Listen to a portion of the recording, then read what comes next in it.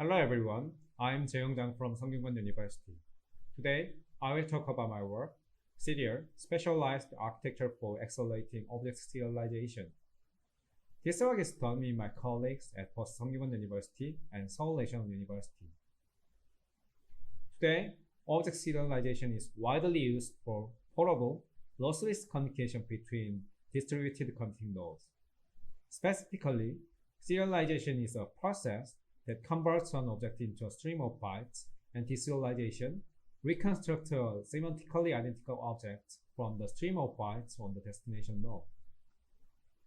Many big data analytics frameworks such as Apache Spark and Hadoop utilize object serialization mainly for massive data transfer operations like shuffle and join and remote processed calls.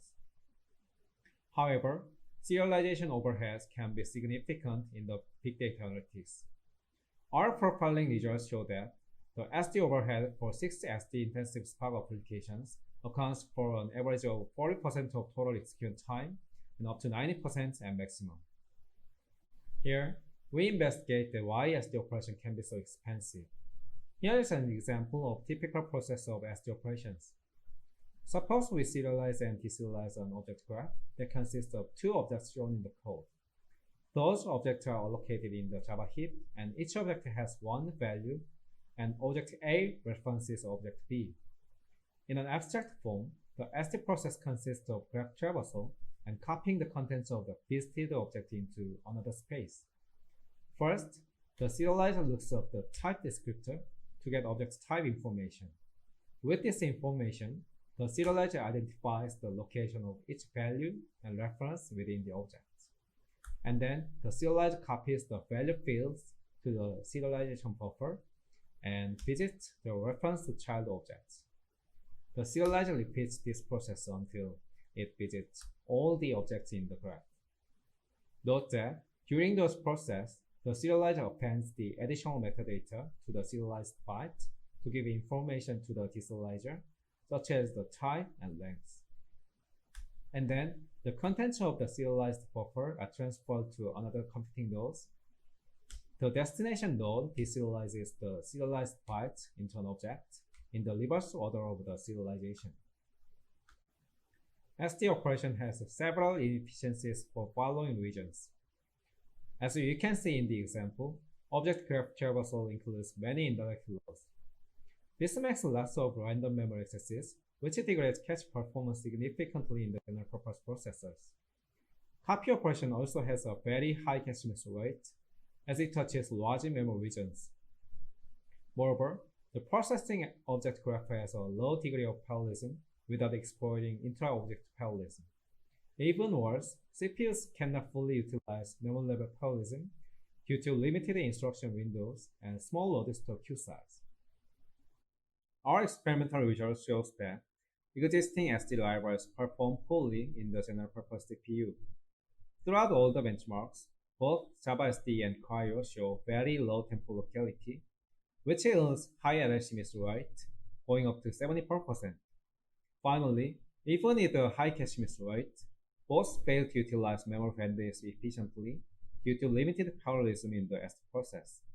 As a result, the SD process shows low throughput in the general-purpose CPU. This provides strong motivation for a specialized architecture designed to effectively extract the multiple types of parallelism within the SD process as well as across multiple SD processes.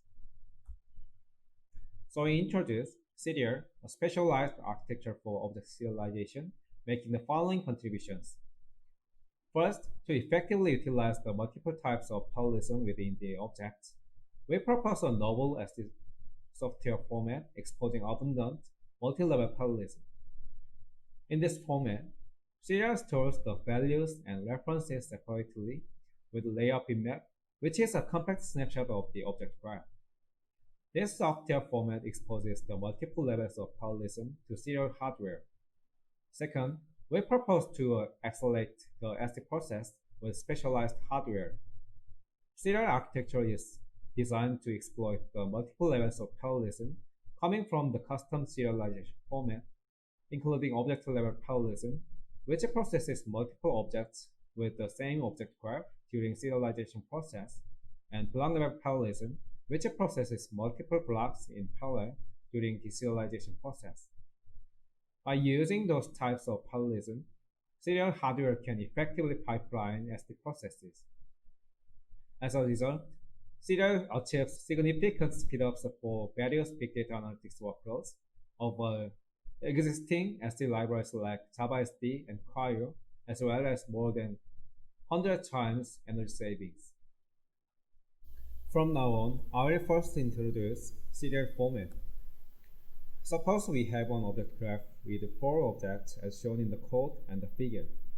In this object graph, object A is the root object that has 1 value and 3 reference fields, which points to object B, C, and D. Object B, C, and D have only 1 value field with no reference field. Note that the size of each field is 8 bytes and the size of object header is 24 bytes.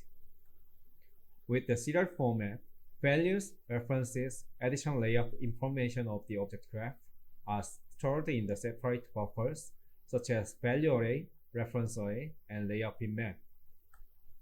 As shown in the figure, all values including the object header are stored in the value array, and all the references are stored in the reference array separately.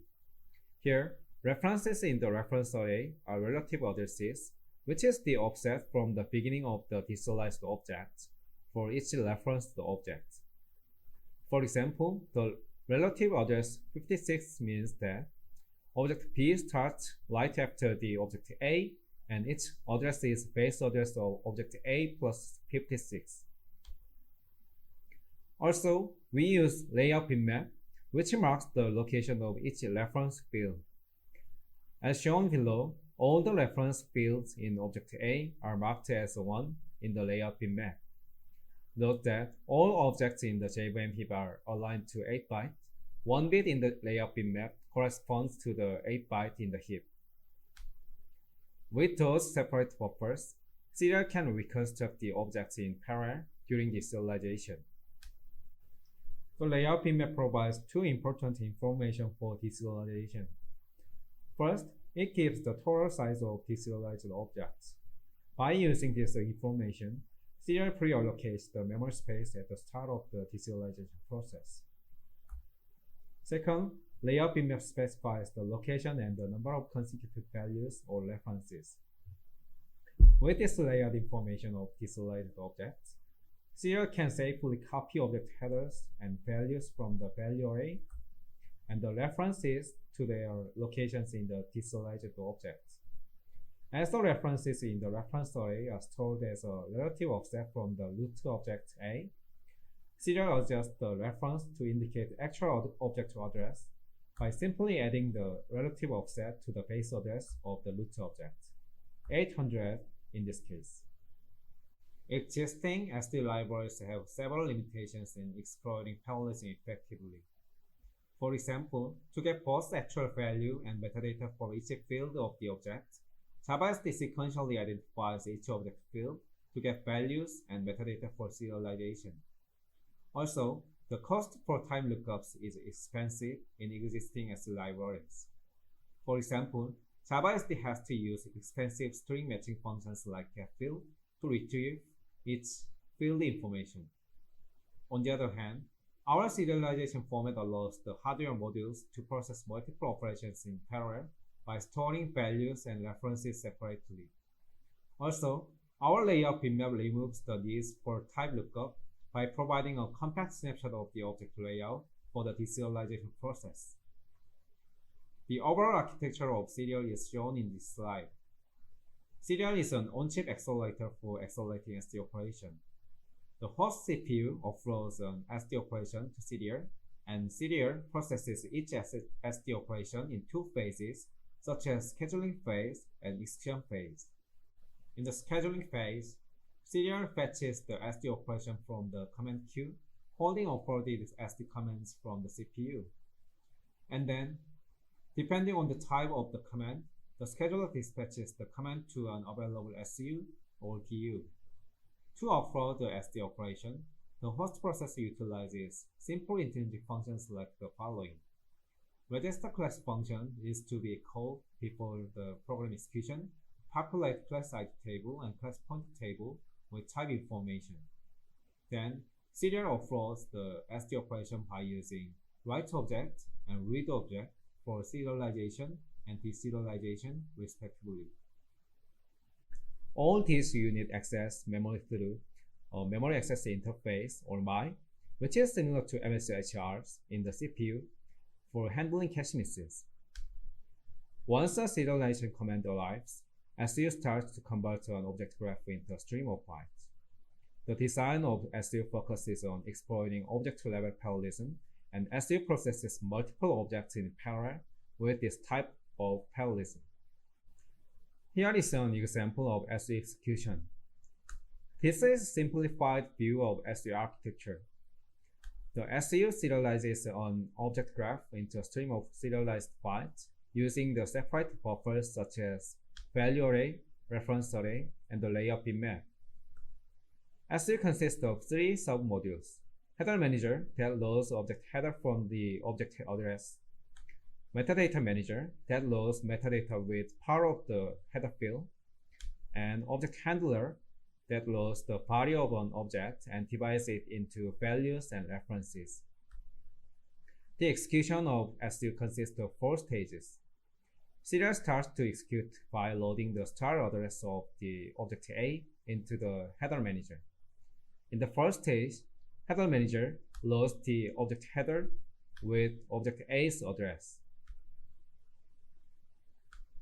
In the second stage, metadata manager loads the length and the layout information of the object. Third stage consists of processing object data and bitmap. To process object data, object handler receives metadata from metadata handler, such as start address, length, and layout information of the object.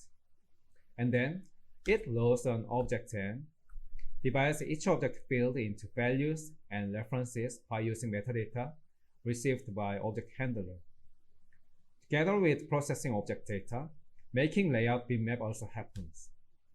In this stage, metadata manager generates layout bitmap with length and layout information and stores the generated bitmap to the memory. In the last stage, SU stores value and reference into value array and reference array. Also, object handler sends the reference, which is the start address of the child object. Header manager sends load request for this reference, say object B, and repeat the 4-stage execution for the child object.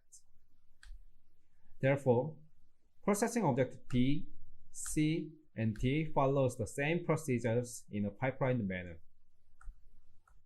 As you can see in the figure, SU effectively overlaps the execution of different stages in SU.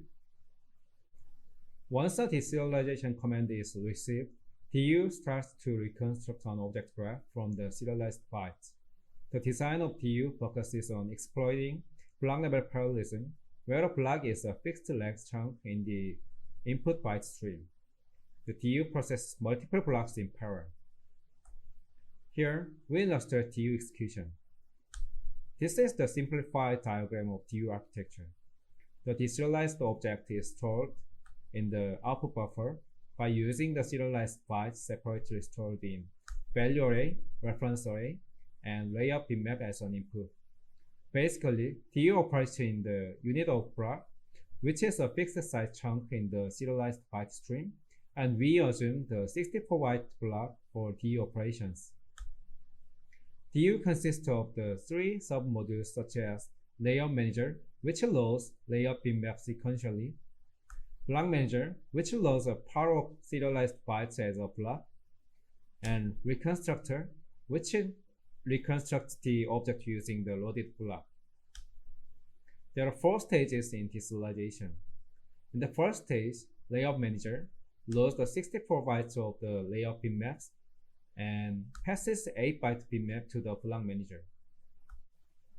In the next 2 stages, block manager fetches single value block from the value array, the single reference block from the reference array, And then block manager retrieves the number of values from the value block by the number of zeros in the AP bitmap and retrieves the number of references from the reference block by the number of ones in the AP bitmap. And then block manager passes extracted values and references to the reconstructor with AP bitmap. In the last stage, reconstructor reconstructs the 64-byte block with loaded values and references at the block manager. With the 8-bit layout bitmap, the block reconstructor simply puts the values to where the corresponding layout bitmap value is 0, while putting the references to where the corresponding layout bitmap value is 1. After reconstruction of the part of the object as a block, reconstructor appends the block into deserialized object buffer. Block manager passes the next set of bitmap values and references to the another available reconstructor. Therefore, all three blocks can be reconstructed in a pipeline manner using the three reconstructors. As a result, DU effectively pipelines the execution of multiple blocks in DU. From now on, we move on to the evaluation. We use a custom cycle level simulator with a queuing delay based DRAM model for evaluating CDR. For power, energy, and area estimation, we load CDR RTL with TZ3 and synthesize it using TSMC 40nm standard cell library. By default, we assume 8 CDR units with a DDR4 memory system. We compare the serial performance with JavaSD and Cryo. JavaSD is the default serializer of Java. Cryo is the state-of-the-art third-party SD library widely used in production setup like Apache Spark. Cryo improves JavaSD with integer class numbering instead of using strings and optimized type inference functions that applies to over bytecode. For performance evaluation, we use both micro-benchmarks and realistic applications. First, we run various micro-benchmarks to compare serial performance with existing SD libraries. Also, we learn 6 Apache Spark benchmarks from Intel High Bench suite that are the most SD intensive. We first compare the performance of CDR with JavaSD and Cryo, and compare CDR performance with CDR Vanilla, which assumes the performance when CDR does not exploit any parallelism. This contains the benefits from hardware-software specialization. Cryo achieves significant speedups over JavaSD by applying aggressive optimizations like integer class numbering and bytecode level reflection function. However, CDR achieves much higher speedups than Cryo by exploiting multi-levels of parallelism such as object and block-level parallelism, which JavaSD and Cryo fail to exploit. The performance difference between the CDR and CDR Vanilla shows that a substantial amount of performance gains are attributed to this fine-grained parallelism. For the Spark applications, the performance gap between CDR and Cryo is more pronounced. CDR achieves 7.97 times speedups over JavaSD and 4.81 times over Cryo by utilizing specialized hardware to exploit abundant parallelism within SD operations exposed by the specialized serialization format. CDR consumes around only 1 watt power on average and consumes less than 4 mm scale for 8 serial units. The graph compares the energy consumption of CDR with JavaSD and Cryo. As shown here, CDR achieves 2 orders of magnitude SD energy savings over the other SD libraries with a small power and area cost. To summarize, we present CDR to accelerate object serialization, which is essential for efficient data communication between the distributed nodes.